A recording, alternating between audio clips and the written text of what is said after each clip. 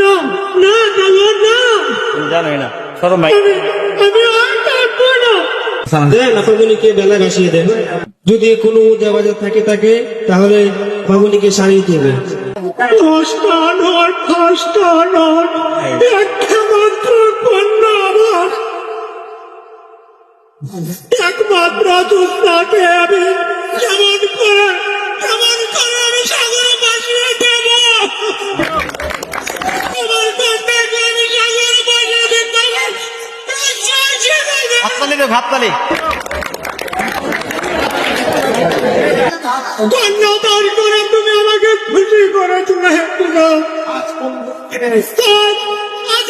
দোষ পেয়ে তুমি বুকের হাসি কেড়ে নিলে খোদা।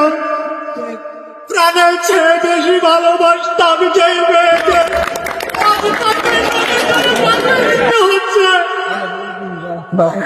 চার মুখের ভাঙে আমি ছেয়ে থাকবো খোদা। না না না, আমি বসতে চাই না। হুজুর, কেটে আর কি হবে? সবাই যা করে হাততালি দিলে উৎসাহ পাইব, অনেক উৎসাহ পাইব। মাইক পেস্টনটা জানি, এই আরেকবার অভিনয় করলে হাততালি জোরে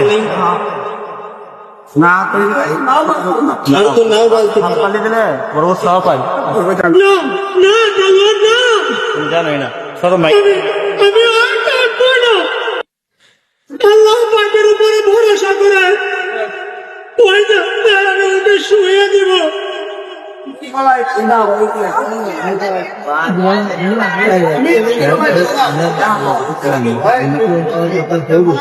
কালো, তুমি এই চিঠিটা মার গলায় বেঁধে দাও। তাই দিচ্ছি হুজুর, দেন আমার গলাটা ভাসিয়ে দেন। আল্লাহ সহায় থাকলে আমি নাফামনি ভালো হয়ে ফিরে আসবে। সত্যি সত্যি বলছো আমার মেয়ে দেশ থেকে ফিরে আসবে? যদি তাই হয় তাহলে আমি আল্লাহ পাকের উপর ভরসা করে আমার মাকে আমি এই যে নদীর মুখে ভাসিয়ে দিলাম। হে খোদা, তুমি সহায় থেকো, তোমার দয়ার সীমা নেই। চলেন হুজুর, আমরা এখন বাড়ি চলে যাই। দাঁড়িয়ে থাকলে আর কি হবে? বাড়ি যেতে আমার মন চাইতে না কালো। আপনার মনিকে বেলায় অনেক বহু দূরে চলে গেছে। চলেন হুজুর, ঘরে ফিরে যেতে আমার পথ ছাড়ছে না। দেখালো তোমার মাকে ওই নদীর জলে ভাসিয়ে দিয়ে আমি কেমন করে ঘরে ফিরে যাই? ওই দেখ বলছে আমার মা করুণ কণ্ঠে চিৎকার করে বলছে, বাবা বাবা তুমি আমাকে ছেড়ে যাও না বাবা। হাততালি দেখ সবাই। তুমি আমাকে ছেড়ে যাও বাবা।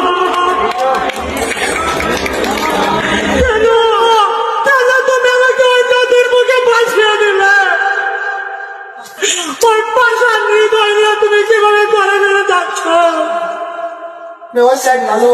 ওই যে কালো যে দেখ বাবা বাবা বলে আমার মেয়ে চিৎকার করছে, কাঁধর কণ্ঠে রেখে বলছে কোন পরনে তাকে ছেড়ে আমি ঘরে ফিরে যাই? বল কালো বল।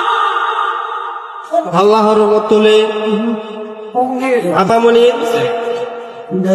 যেই স্বামী কেটে থাকুক না কেন ভালো হয়ে আসবে। হ্যাঁ, হায়াত পথ একমাত্র ওই উপরওয়ালার হাতে। মালিক যদি সহায় থাকে, সর্বশক্তিমান ওই আল্লাহ পাকে আমার মেয়েকে দেখে আসবে। চল কালো, ওকে ধরে নিয়ে চল। হে খোদা, হে খোদা তুমি সহায় থাকো, খোদা তুমি সহায় থাকো।